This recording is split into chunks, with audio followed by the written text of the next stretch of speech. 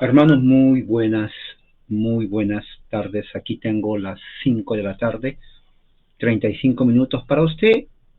De repente ya son 9 de la noche o de repente está cenando, pero quiero hablar porque me han escrito hermanos diciendo, hermano, este es el fin del mundo y siempre la mayoría evangélicos dispensacionalistas o algunos que están confundidos dicen, es cierto que va a venir el rapto secreto o lo que está o lo que ocurrió con Israel, el ataque terrorista, es algo profético o es algo de las señales que, que Jesús habló o que dice la Biblia. Bueno, voy a tratar de hablar de eso. Hay mucho que hablar, esto daría prácticamente horas para hablar, pero algunos pensamientos. Número uno, lo que aconteció con Israel ayer por el grupo terrorista islámico con H se pronuncia con J, Hamas, que son prácticamente siglas que en árabe significa el partido de Dios. Ellos eh, tienen su significado, pero hay cantidad. Otro grupo terrorista de Irán que también islámico, Hezbollah, se ha unido para atacar a Israel. Ahora, dentro del campo dispensacional, evangélico dispensacionalista, que creen en el rapto secreto, que creen en el arrebatamiento, el anticristo, etcétera, etcétera, creen que esto es otra señal de que el rapto secreto está a la vuelta de la esquina. No, ya viene Cristo, ya prepárense porque el ataque a Israel, en cualquier momento viene, ¿no? La venida inminente de Cristo. Para ellos la venida inminente es el rapto secreto, porque así le han enseñado a los evangélicos. Yo he sido evangélico por más de 20 años. Mi primera Biblia fue una Biblia dispensacional de Scofield, y yo he creído siempre eso. Como evangélico, uno tiene que creer eso, porque a eso le enseñan los pastores, ¿no? Del rapto secreto y un montón de cosas. Pero cuando uno ya va entrando realmente estudiando la Biblia como tiene que ser, estudiando, se da cuenta que esa teoría dispensacional no tiene base bíblica. En serio, no tiene. Entonces, ya tengo que, a ver, más de 20 años que no soy evangélico.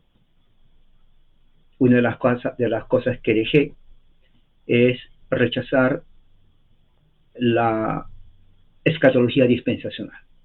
No tiene base bíblica.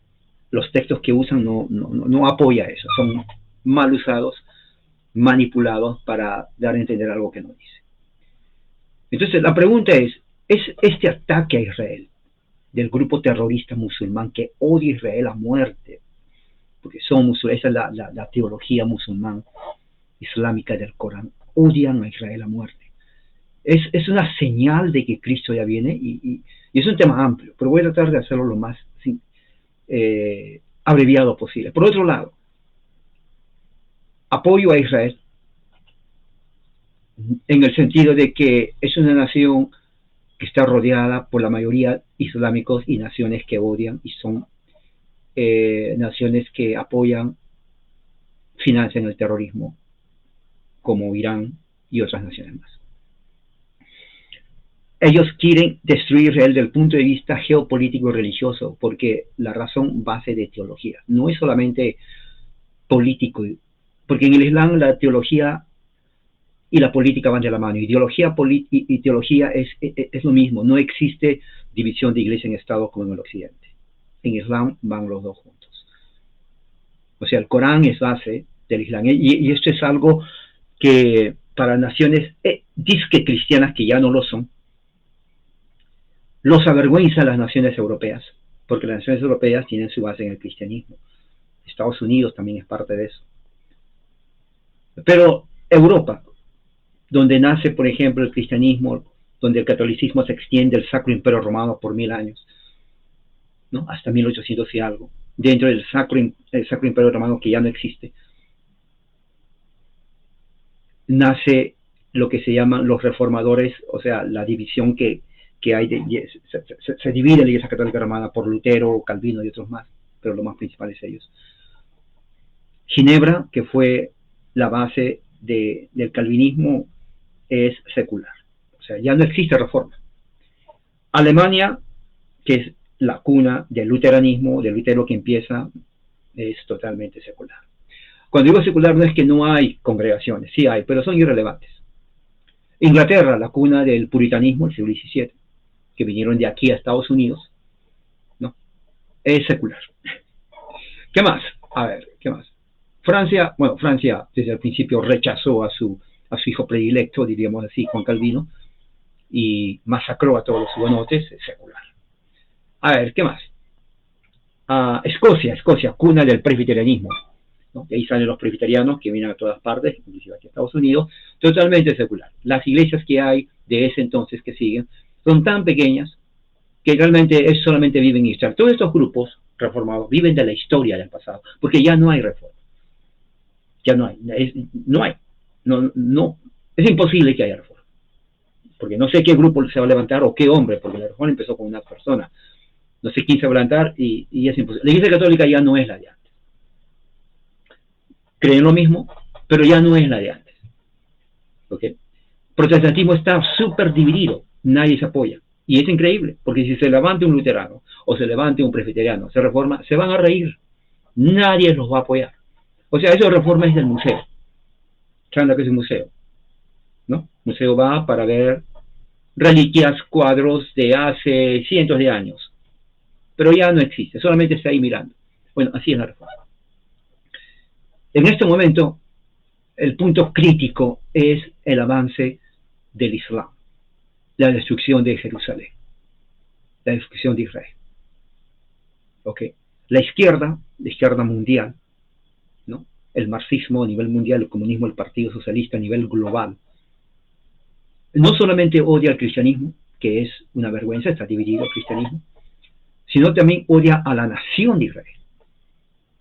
Porque ya sea que Israel reconozca o no a su tradición hebraica, porque Israel es una nación muy super avanzada, al Islam no le importa eso. Los judíos son enemigos del Islam. ¿Okay? La izquierda se basa en eso para justamente azuzar a los islámicos para destruir a Israel. Y el segundo es Estados Unidos. ¿Okay? Eso es algo ideológico. Mientras la izquierda lo hace desde el punto de vista ideológico, el Islam lo hace desde el punto de vista teológico. Eso es así. Yo voy a orar por Israel, pero a diferencia de migración no va a ser dispensacional, sino para que Dios realmente destruya a los enemigos, no solamente de Israel, sino del cristianismo. Porque un ataque a Israel es ataque al cristianismo, aunque lo crea, usted lo crea o no lo acepte, eso es así. Así es. Así es. Es cierto, Israel no reconoce a Jesús, correcto. Pero eso no quiere decir de que uno va a desear la destrucción de Israel. ¿Por qué? Porque Pablo mismo dice, inclusive en la Confesión de Westminster dice, y lo voy a leer, Romanos 11, capítulo 25, versículo 25, dice, porque no quiero, hermanos, que ignoren este misterio, y fíjate, lo llama misterio, para que no sean sabios en su propia opinión. Hay cantidad de opiniones, pero no sean sabios. Dice Pablo, que a Israel le ha acontecido un endurecimiento parcial. Romanos 11:25, o sea, parcial. El hecho que todo Israel rechace a Jesús como el Mesías, Pablo lo dice, es un endurecimiento parcial. Él fue perseguido por todos los judíos. Lea el libro de los Hechos para que se eduque. Lea el libro de los Hechos. Los perseguidores fueron judíos. Los que entregaron a Jesús fueron judíos. Pablo interpreta eso diciendo, ese endurecimiento, ese rechazo de Israel a Jesús es parcial. Ahora, mira lo que dice acá. Hasta que, adverbio de tiempo, hasta que haya entrado la plenitud de los gentiles. Los gentiles son creyentes que no son judíos. Yo soy gentil, creyente. Si usted no tiene ascendencia judía y cree en Jesucristo, usted es gentil. Entonces, cuando todos los gentiles hayan entrado, mira lo que dice Pablo, y así todo Israel será salvo. ¿Se dan cuenta? Tal como está escrito, profecía. Esa sí es profecía del apóstol Pablo. El libertador vendrá a Sion, Jerusalén. Apartará la impiedad de Jacob. Y este es mi pacto con ellos. Mire, cuando yo quite sus pecados. O sea, hay un pacto, y aquí lo dice, Romanos 11, 27, cuando quite sus pecados. Esto es tremendo, esto es algo que usted tiene que conocer. El endurecimiento, el rechazo de Israel como nación es temporal. Y hay un pacto, porque dice, va a ser hasta que yo les quite su pecado de incredulidad. Y mira lo que dice el 26, porque los dones y el llamamiento, en el 28 dice, porque en cuanto al evangelio, son enemigos por causa de ustedes. O sea, se dan cuenta, o sea, Pablo admite, correcto, son enemigos. El judío que rechaza a Jesús es enemigo a causa del evangelio. Eso la Biblia, Pablo lo dice claramente. Pero, ¿qué dice Pablo? Hay una coma, punto y coma, dice, pero en cuanto a la elección, escuche bien, esto es pacto abrámico. En cuanto a la elección, son amados por causa de los padres. O sea, dos cosas importantes, paralelo. Israel es enemigo por causa de nosotros, los gentiles. Pero en cuanto a la elección, son amados por la promesa que le dio a Abraham, a Isaac y a Jacob. Entonces, Dios no ha rechazado a Israel como nación. ¿Se dan cuenta? Esto es muy importante. ¿Ok? Esto es muy importante. Porque desde ese momento que Pablo escribió, han pasado 2000 años, hubieron judíos, y hay muchos judíos que están entrando al conocimiento del Mesías, pero no como nación, esto es como individual. Aquí está hablando de una conversión masiva de judíos. Nosotros no lo vamos a ver, espero verlos, pero no lo vamos a ver. ¿Dónde está? Romanos 11, 25 al 28. Ellos son enemigos a causa de nosotros. O sea, como que les entró celo que nosotros conozcamos al Mesías. Mire, pero por causa de Dios, por la elección, porque fueron elegidos, Dios los ama por el pacto que hizo Dios a Abraham. Ahí lo dice. Entonces, Israel, la nación que no reconoce al Mesías, y hay muchos ateos también, correcto, porque yo trabajo aquí en Los Ángeles, hay una comunidad judía increíble. Yo he trabajado con ellos, con los abogados, en la corte, en el hospital, hay cantidad de judíos, yo conozco, son mis amigos, y hablamos a veces de religión. Y ellos realmente tienen un momento muy difícil, no pueden creer que Jesús es el Mesías. Dicen, no puedo, es imposible, es como que, por eso ahora entiendo por qué Pablo dice, es como que están endurecidos, están ciegos, no pueden entender. No pueden. Son personas súper inteligentes. Entonces, Pablo está diciendo, pero va a haber un pacto, va a haber un momento en donde Dios va a perdonar, va a quitar ese pecado de incredulidad. Y va a haber una conversión masiva. Va a haber una conversión masiva de judíos al Mesías. Esta es la esperanza. Si vamos a querer hablar de profecía, bueno, esta es la profecía. No lo que está pasando en Israel. Obviamente que el terrorismo, musulmanes odian a Israel, odian al cristianismo. El Islam es religión del demonio. Eso no es el mismo Dios que los cristianos y judíos creemos. No es el mismo. Islam como religión es anticristiano. ¿Ok? Por eso, todo ataque a Israel es ataque a la fe. Y otra cosa muy importante, aunque en este momento, como dice Pablo, ellos como nación no reconocen, mira lo que dice Pablo 11:29, porque los dones y el llamamiento de Dios, o sea, se está refiriendo a Israel, es irrevocable. O sea, el pacto que Dios hizo a Abraham, a Jacob, a Abraham, a Isaac, a Jacob, lo repitió Moisés, lo repitió y le hizo un pacto a David. Ese pacto es el mismo, y en ese pacto está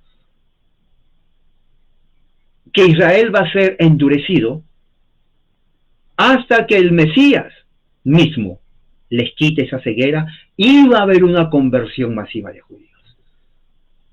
O sea, no está realmente totalmente fuera de las promesas de Dios, porque dice, el llamamiento de Dios a través de Abraham es irrevocable.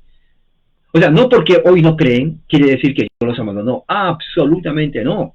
Nada que ver. Pero esto no es, o no significa lo que dicen los dispensacionalistas, bueno, es la niña de los ojos. No. No puede ser la niña de los ojos porque ellos rechazan al Mesías. Sin embargo, hay una promesa para ellos. Que vengan al Mesías. Porque si no vienen al Mesías, Pablo mismo le dice, en Romanos, en su propia carta aquí, todos están destituidos de la gloria de Dios. O sea, no es un pueblo especial como dicen dispensacionalismo. El verdadero Israel, como dice Pablo, es el judío de corazón, el que está en Cristo, es el verdadero Israel.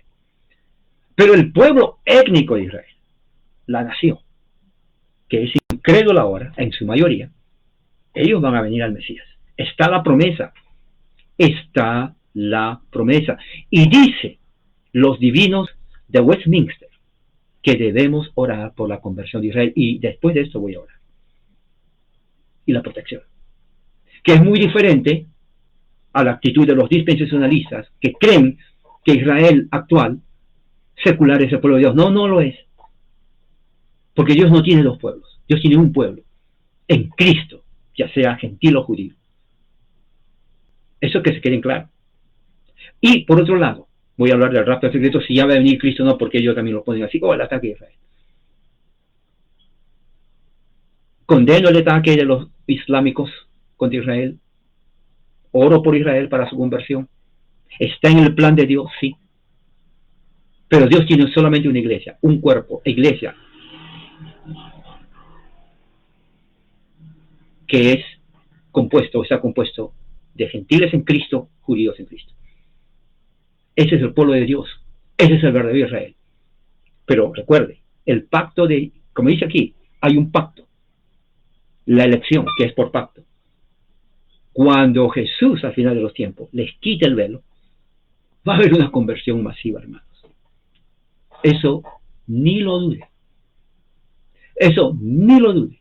Entonces la pregunta ¿es cierto que el rapto secreto está a la vuelta de la esquina? Porque eso se está hablando, ¿no? Oh, el rapto. No, uno puede ser simpatético, apoyar a Israel, yo apoyo. Pero de ahí a decir, bueno, el rapto secreto está cerca, ese es el error, amigo. Escuche bien si usted cree eso. La Biblia no enseña rapto secreto, número uno, para empezar. Para empezar, de plano, no enseña eso. Y yo sé los versículos porque yo soy evangélico por más de 20 años y lo he creído. No, esos versículos no enseñan eso. Número dos, Dios tiene un pueblo, solamente uno, y el que está en Cristo, nada más. Dios no tiene dos pueblos, la iglesia e Israel, no. La iglesia es el verdadero Israel, espiritual. Nada más y nada menos. Fuera de Cristo no hay salvación, punto. Dios no va a poner como inocente a aquel que rechaza a su hijo, como lo hacen los judíos hoy.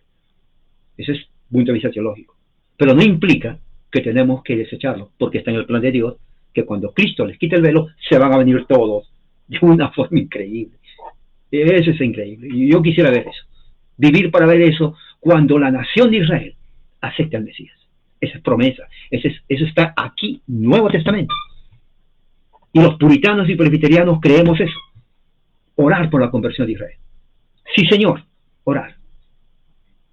Ok, dispensacionalismo. Para muchos dicen, ¿qué es dispensacionalismo? Es una escatología creada en el siglo XIX, 1830, en Inglaterra, por un tal Darby, ¿no? Que entra a los Estados Unidos, ¿no? En donde él enseña, ¿no? Y eso es prácticamente, de ahí viene la idea de esto, de que va a haber un rapto secreto, que Jesús va a venir en cualquier momento, por ejemplo, hoy, en cualquier momento, se lleva a todos en el aire, nadie va a saber, pero en 7 años regresa, con los que llevó para llevar a los que están en ese entonces. Eso no enseña la Biblia, entiéndalo, no hay pasaje.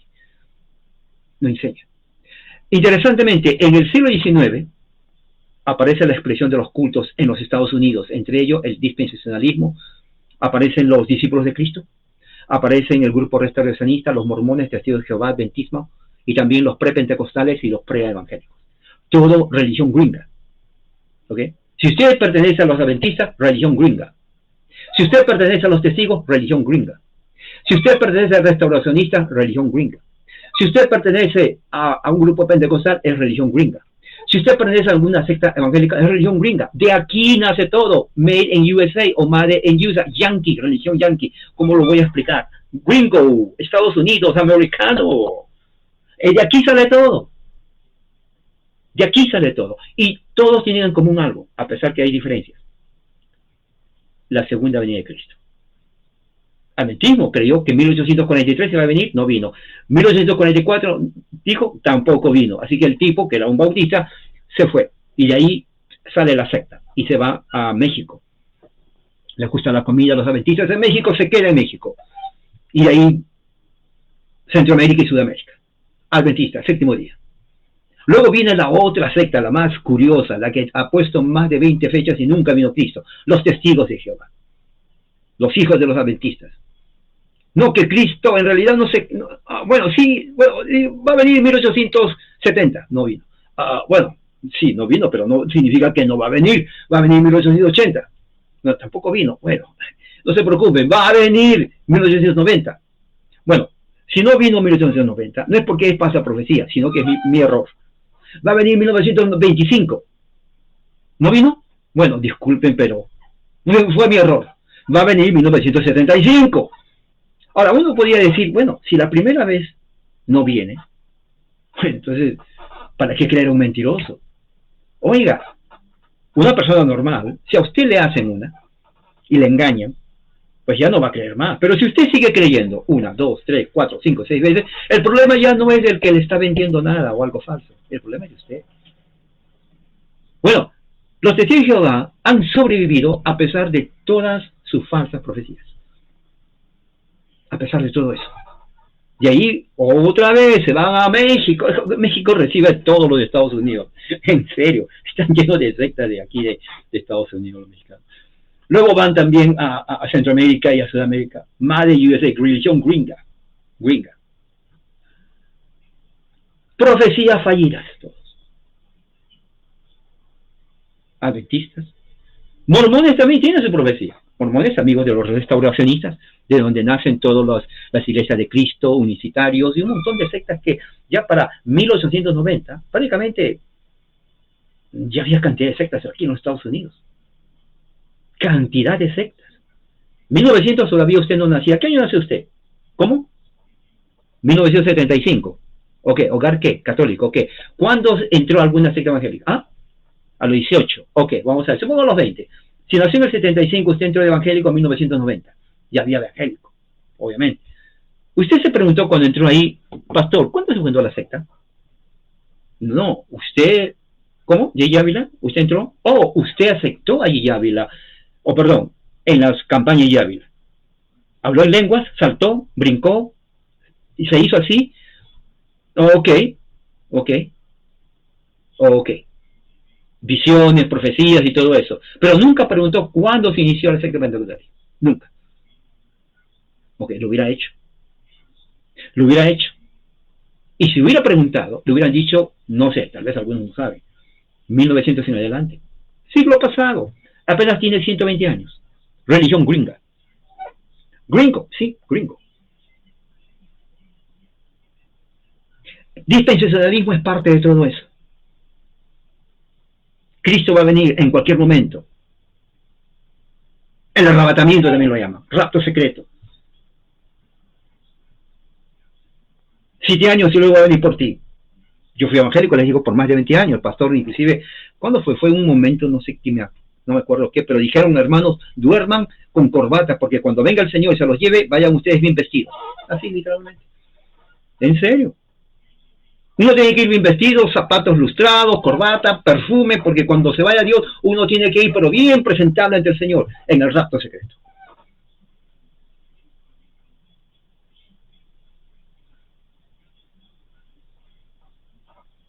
Otra cosa muy importante, y eso tiene que ver con lo de ahora, son los desastres naturales, terremotos. Oiga, hay un terremoto, hace poco, en Afganistán, hace unos días, igual de esto, murieron, y no la primera vez en Afganistán, que es un país musulmán, murieron miles de personas en Afganistán. Terremoto. Hace poco, hace unos días. En China, Indonesia, que se salió el mar, maremoto. Se salió el mar por millas. Hay videos ahí donde si ve a YouTube a ver cómo entra el mar, era un diluvio total.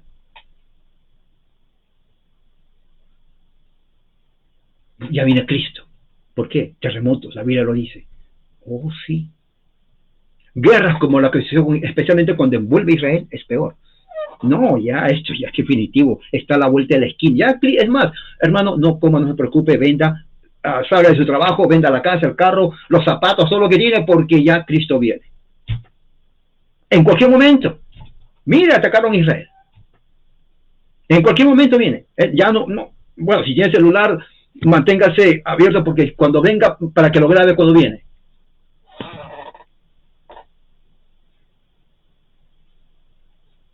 Pero es cierto eso. Cuando Jesús habló en Mateo 24, él se estaba refiriendo a las preguntas que los discípulos decían. ¿Cuándo va a suceder esto? ¿Cuál es esto? Jesús le dijo, ven a este templo, nada va a quedar. Y los discípulos dicen, ¿y cuándo va a suceder esto? ¿Y qué señales habrá de eso? Y del fin. Porque cuando dicen el fin, ellos no estaban pensando en el fin del mundo, como se empieza, sino del fin de lo que estás hablando, de esta era. ¿Cuándo va a pasar?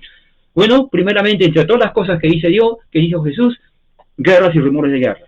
En el primer siglo, después de la muerte de Jesús, el imperio romano avanzó, tuvo más de 100 guerras.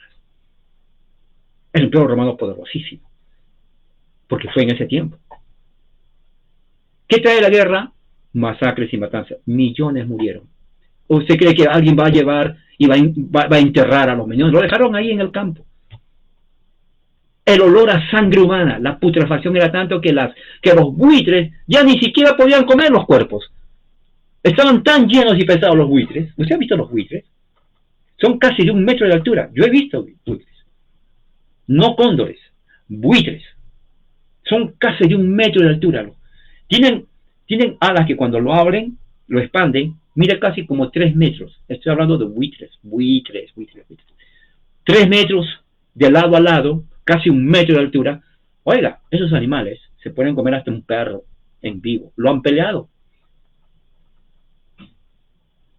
Leones, coyotes, lobos, todos estaban tan llenos que no se acabaron todos los cadáveres muertos. En las guerras que hacían contra Grecia, Roma era un imperio totalmente sádico. ¿No leí usted la historia de Roma? Le hago un desafío, estudie la historia de Roma y las batallas. En serio, va a aprender mucho. Las batallas contra Egipto, las batallas contra Atila, las batallas contra Grecia. Oiga, eso es de película. Si Hollywood hubiera estado ahí, hubiera hecho una de las mejores películas. La batalla Roma contra Grecia, 12 poderosas. Lamentablemente, Alejandro Magno murió antes, porque la meta de Alejandro Magno era conquistar Roma. Muchos decían que si Alejandro Magno, porque murió a los 30 y tantos años, hubiera vivido 30 años más, hubiera conquistado Roma. Porque el tipo era un genio. Para los 20 años era un genio militar. 20 años. Derrotó al imperio persa. Pero lo envenenaron, murieron. A partir de ahí, porque así es la historia del mundo. Entra Roma con todo. Oiga, Roma, ¿cómo lo puede decir? Era una potencia, pero porque sus soldados eran brutos, salvajes, inhumanos. Ellos no dejaban, pobrecito, ¿cómo voy a matar a un niño? No. Agarraban una espada que pesaba tal vez 25 kilos y por la mitad al niño. Mujeres embarazadas, jóvenes, ancianos, parapléjicos, no importa quién sea. La orden era matar y así lo hicieron. ¿Sí? Eso eran las guerras. No eran pistolitas. ¡Pah! ¡Pah! No. Eran con machete a la mano, con lanza a la mano y a ver quién sale vivo. Vea, estudia la historia de Roma. Así mataron en el año 70 a los judíos. Entonces Jesús está hablando, rumores de guerra, falsos cristos, hambruna. Oiga, cuando hay guerra hay hambruna. ¿No sabía usted eso? Cuando hay guerra hay hambruna. ¿Cómo se derrotaba una nación? ¿Cómo derrotaron los romanos a los judíos? Cercaron las paredes de Jerusalén, No dejaban salir a nadie, porque si salían los mataban. La gente se quedó ahí. Cuando ya no había comida, comieron perros, comieron gatos, ratas, cualquier animal inmundo, porque tenían que comer. Las madres tenían que esconder a sus hijos porque se metían, agarraban a sus hijos y se los comían. Se repitió lo mismo que sucedió con Samaria, con Sumeria, con Asiria, con Babilonia. Lo mismo sucedió en el año 70. Comían a sus propios hijos, los hervían vivos para comer. Cuando ya no hubo absolutamente nada que comer, se comían inclusive las sandalias hechas de cuero. Cuando ya no hubo ya nada que comer, ya el pueblo totalmente, prácticamente muriéndose de hambre. Rompen todas las murallas los romanos y hicieron lo que hicieron. ¿Quién iba a pelear? Nadie. Eso se cumplió. A eso se refería Jesús. Pero habla mucho de los últimos días, hermano. Me dice. ¿Estamos en los últimos días o qué? La palabra últimos días está en todo el Nuevo Testamento. Pablo habla de eso, Hebreos habla de eso, el apóstol Juan habla de eso. Pero los últimos días implica algo muy importante, porque muchos dicen, hermanos, vivimos en los últimos días. Lo que ellos no entienden es que ellos creen que los últimos días porque estamos en el año 2020. No. Los escritores del Nuevo Testamento tienen un día totalmente diferente a los últimos días. Los últimos días empieza con la primera venida de Cristo a la tierra. ¿Sabías eso? Y incluye hasta su retorno y la resurrección. El Nuevo Testamento habla de los últimos días empezando en ese día, Hebreos 1, del 1 al 2. Estamos estudiando Hebreos. Dios en el pasado habló a través de sus siervos los profetas. Ahora, en estos días, nos ha hablado en esos últimos días a través de su Hijo. ¿Se dan cuenta? Los últimos días empezó cuando Cristo viene.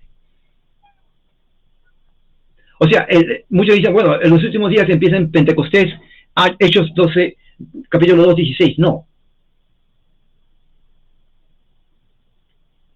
Eso fue la inauguración del nuevo pacto cuando viene el Espíritu Santo. Y no es como dicen los pentecostales para hablar en lenguas, no es eso, porque ellos hablaron dialectos que se conocían. El énfasis no está en eso, ¿se dan cuenta? Mala teología.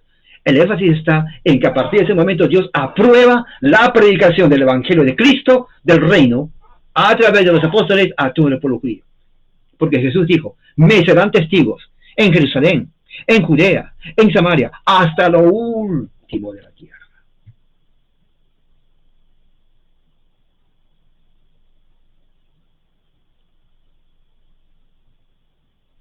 Cristo es el punto de división entre el antiguo pacto o el tiempo antiguo y el nuevo pacto o los últimos días. ¿Qué más dice la Biblia?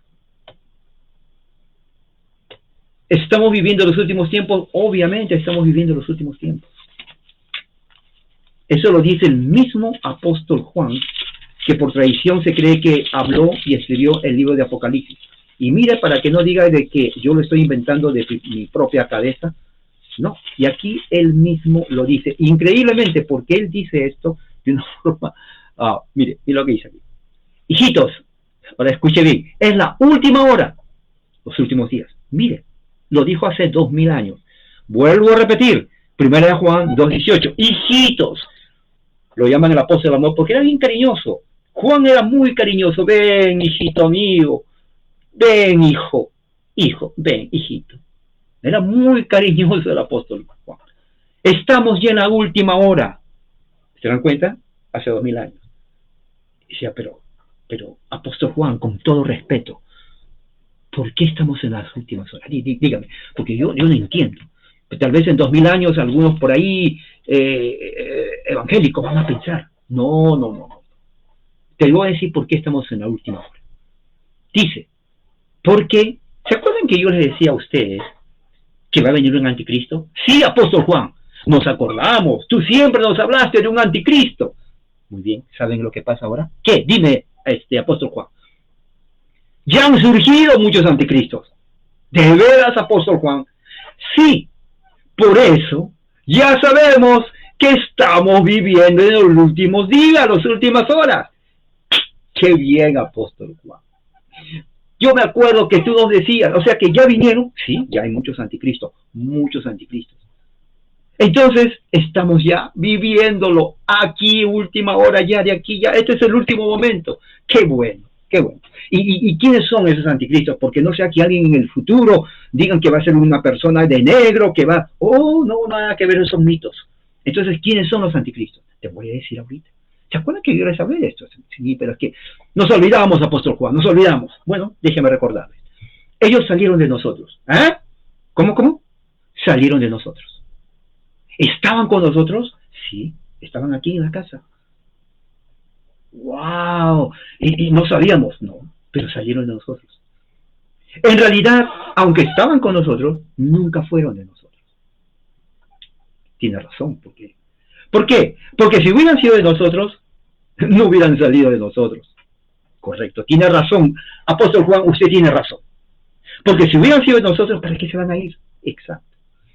Entonces, ¿para qué salieron el apóstol Juan? ¿Para qué? Apóstol Juan, explícanos. Bueno, para que se manifieste, y escuchen bien eso, hermanos, que no todos los que son de nosotros son de nosotros. Wow, eso es tremendo, hermanos. Eso es tremendo.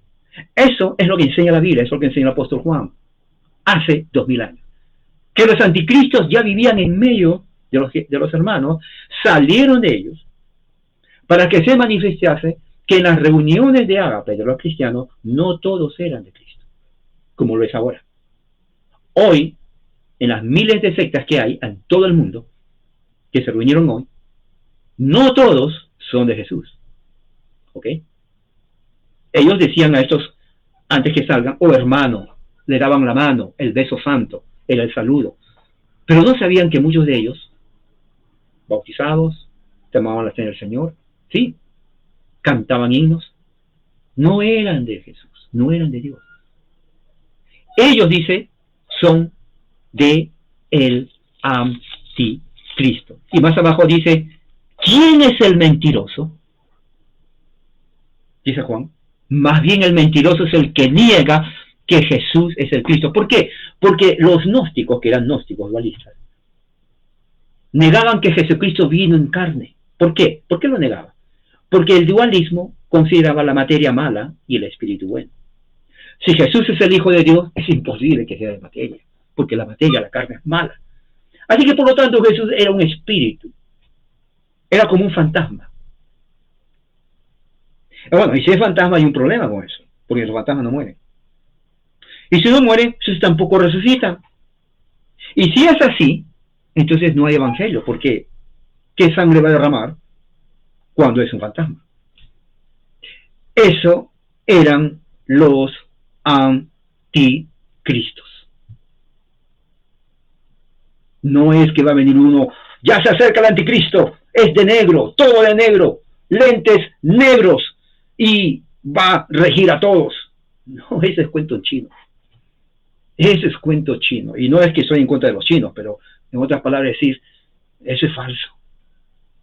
El apóstol Juan dice que los anticristos eran los docetistas. Ahora, hay algo también muy importante. Los judíos, como ahora, niegan que Jesús en ese entonces era el Mesías. Pero había una diferencia con los gnósticos.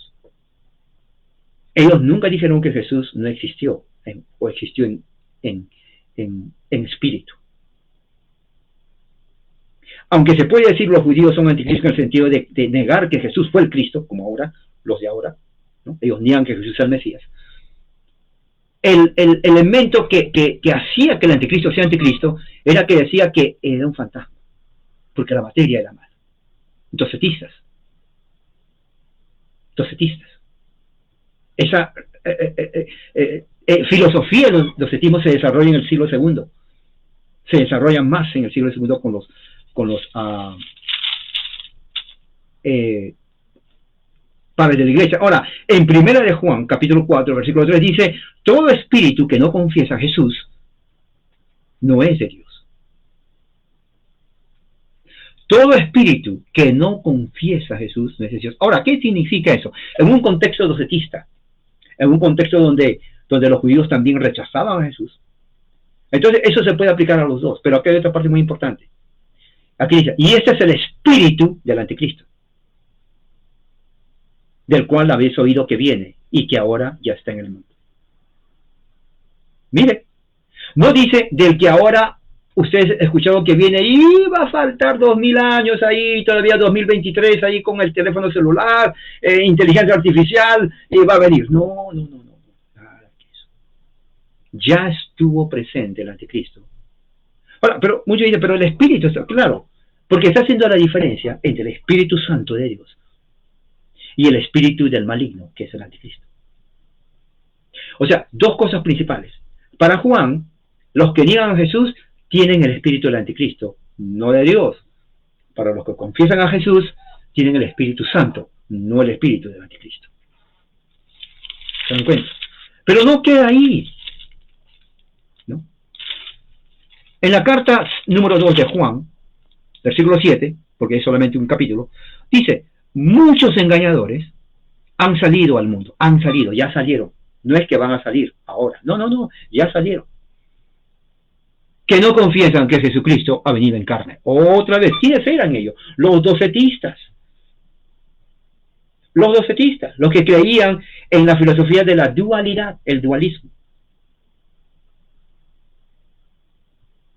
La teología del dualismo inclusive sobrevivió hasta el siglo, me parece, 10 o 11 en los grupos heréticos, los cátaros, que significa puros, en Francia. Era el rival más grande del cristianismo católico romano en ese entonces.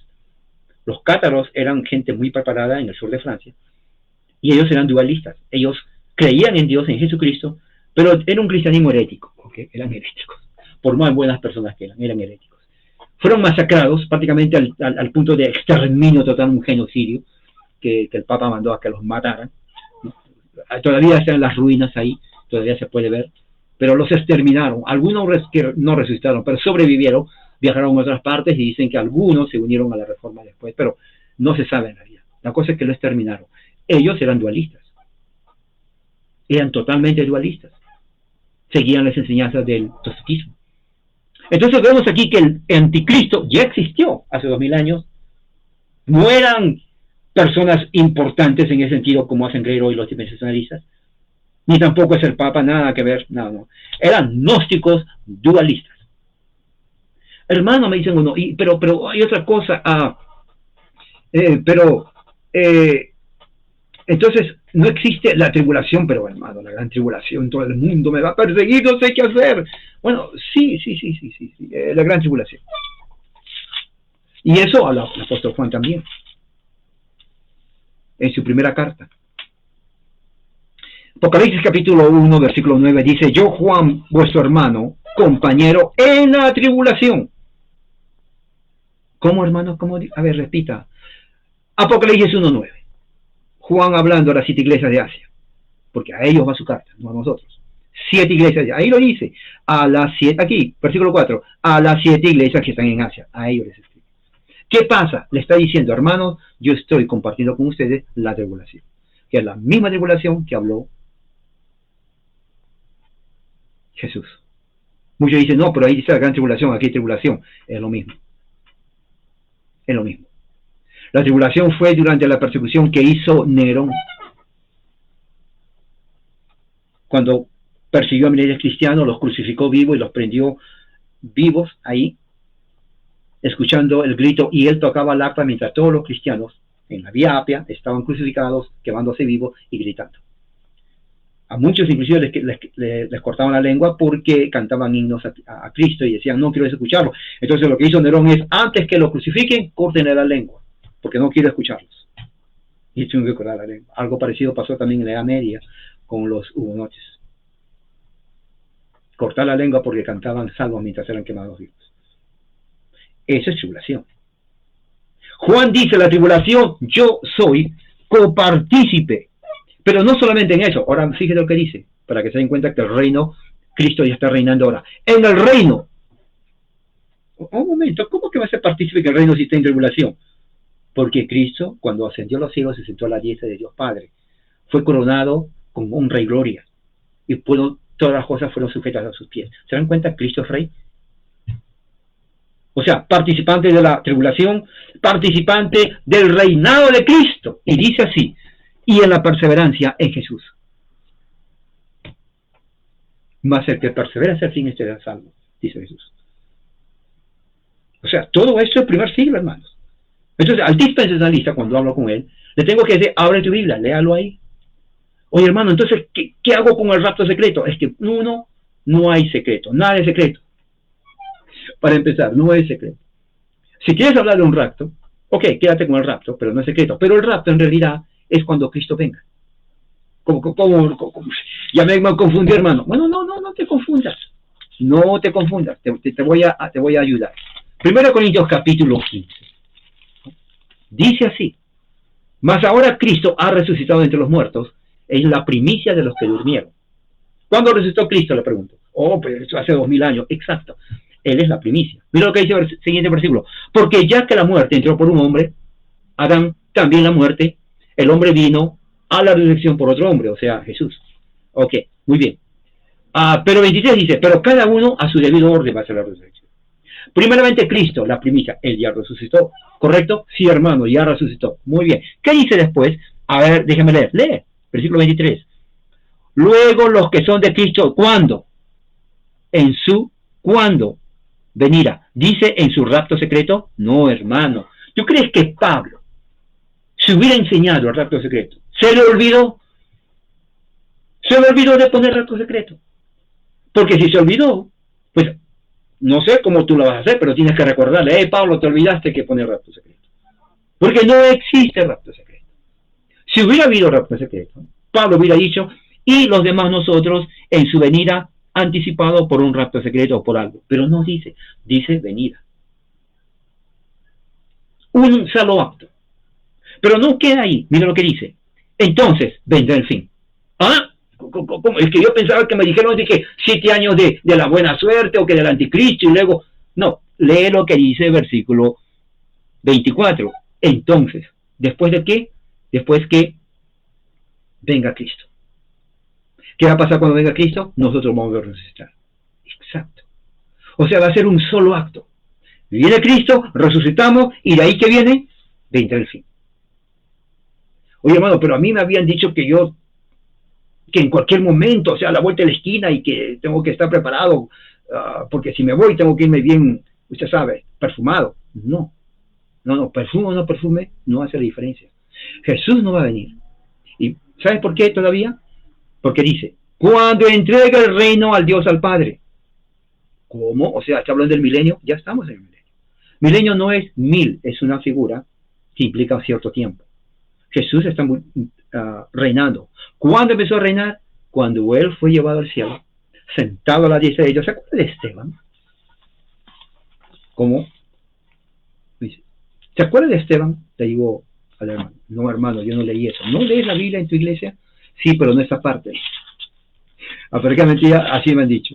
Bueno, esa parte se lee cuando uno se mete a las iglesias.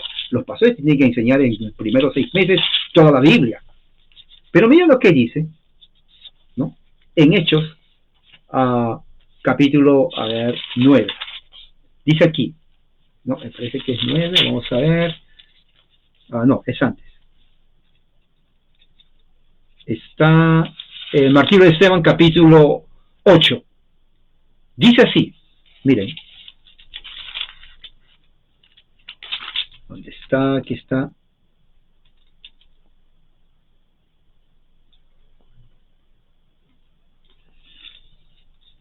En 8, a ver, ¿dónde se me está diciendo? No, eso no es. Es discurso de Esteban, perdón, capítulo 7 de Hechos. Sí. Te voy a leer lo que dijo Esteban. Es un discurso tremendo. Esteban sí dio una predica increíble.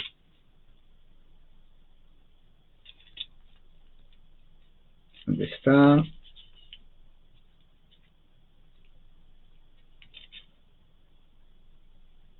Aquí está. Este es buenísimo. Esta es una prueba de que Jesús está reinando ahora. Hechos capítulo 7, versículo 55. Estoy subrayando. Dice, Esteban lleno del Espíritu Santo, fijos los ojos en el cielo. Escuche bien. Vio la gloria de Dios. Ya les he dicho que la gloria de Dios es Jesucristo. ¿Ok? Y dice, y vio a Jesús de pie a la diestra de Dios. Oiga, ¿qué significa esa figura que vio? Eso significa que Cristo es Rey. Vuelvo a repetir, Esteban lleno del Espíritu Santo fijó los ojos en el cielo, vio la gloria de Dios, y sabemos que es Jesús porque dice, y a Jesús de pie a la diestra de Dios, y dijo, he aquí veo los cielos abiertos, y al Hijo del Hombre, increíble esto, de pie a la diestra de Dios, amén. Esto vale un amén. Si es pentecostal, grite amén. Esto es teología bíblica, y mira lo que dice, entonces gritaron a gran voz, y tapándose los oídos, los judíos le echaron fuera de la ciudad y le apedrearon hasta matar. ¡Wow!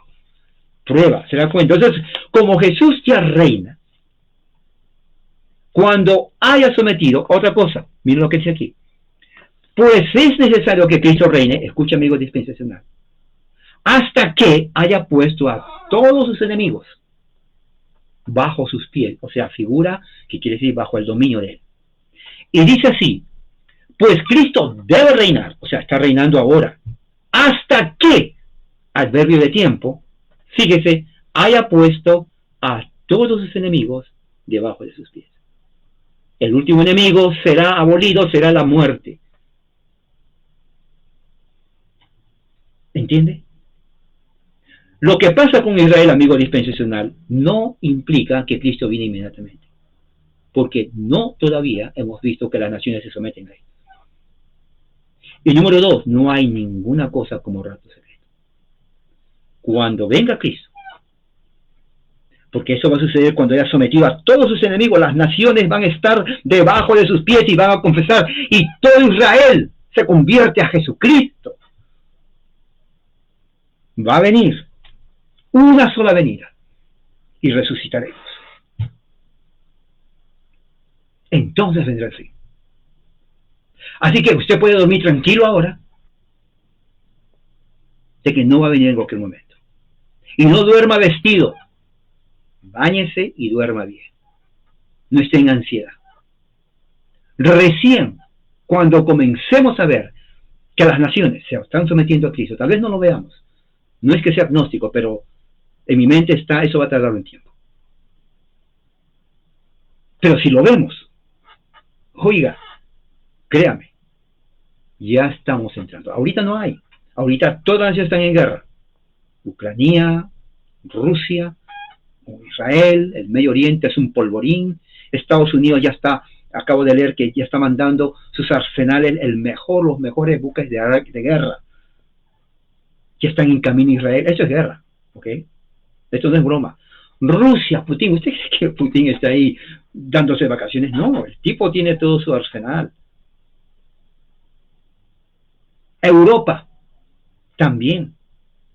Irán, la nación de Liga Musulmana Árabe, también. O sea, estamos en este momento, yo quiero que entienda esto. Si uno de ellos se vuelve loco, empieza una guerra. Ustedes han visto, lo voy a decir, ustedes han visto cuando quieren pelear los perros. Yo he criado perros toda mi vida, todo tipo. Yo entreno perros, soy entrenador de perros. Y cuando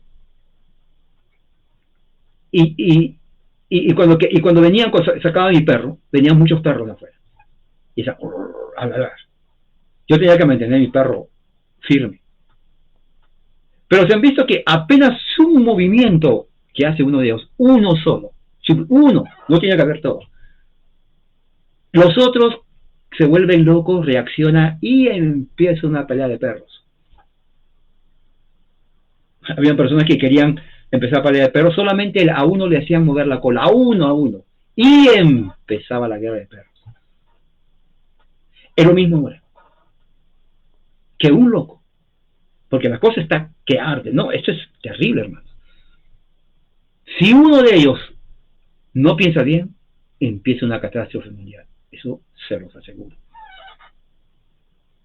Y no va a haber pistolitas como en la Segunda Guerra Mundial o bombas. Va a ser peor que eso. Va a ser peor que eso. Estados Unidos y Rusia y China tienen los misiles más poderosos como para obliterar y borrar del mapa a Brasil. Con eso les digo todo. Uno solo. Por eso el otro día estaban hablando expertos en materia militar, decían, no sé por qué tenemos 100, con uno o dos suficiente. Así decía. Con uno o dos suficiente para eliminar toda Europa. Es increíble.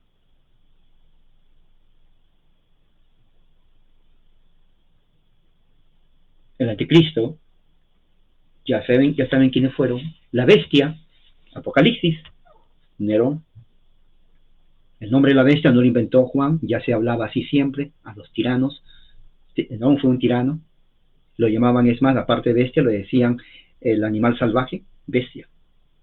Cuando la gente venía a Roma decía, ¿a dónde vas a ir? A Roma. O vas a ir al imperio del hombre salvaje, del animal salvaje o de la bestia, en referencia a Nerón. O sea, lo que decía Juan no era nada nuevo.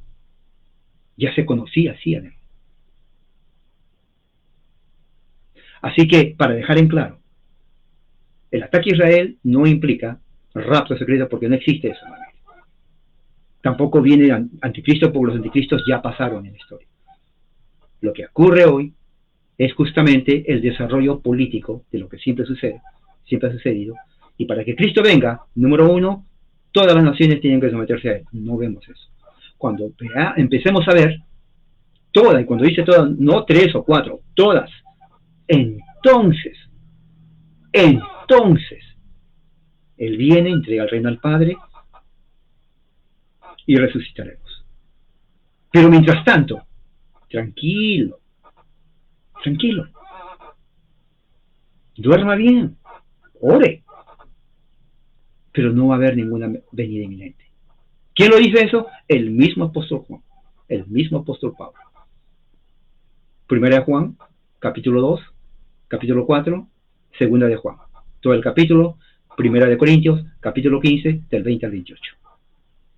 Vamos a orar. Padre, gracias por tu amor y tu misericordia, que tu gracia y tu amor sea con nosotros. Señor, danos sabiduría, danos entendimiento y humildad. Te pido, Señor, por el Estado de Israel, tú tienes un pacto con ellos. Cuando ya todos nosotros los gentiles hayamos entrado a tu gloria y se completa el número de los elegidos, tú, Padre, vas a quitar ese endurecimiento de los ojos de los judíos y van a reconocer a tu Hijo, el Mesías, en masa. Qué lindo momento, Señor, que se cumpla. Mientras tanto, tú lo vas a preservar para ese momento y al mismo tiempo destruye a los enemigos de tu iglesia. Padre Santo, esa es mi oración en el nombre de Jesús. Amén. Hermanos, que la gracia del Señor sea con ustedes. Duerman bien, no se precipiten. La venida de Cristo es segura, pero no en este momento, hasta que todos sus enemigos sean destruidos. Amén. Gloria al Señor.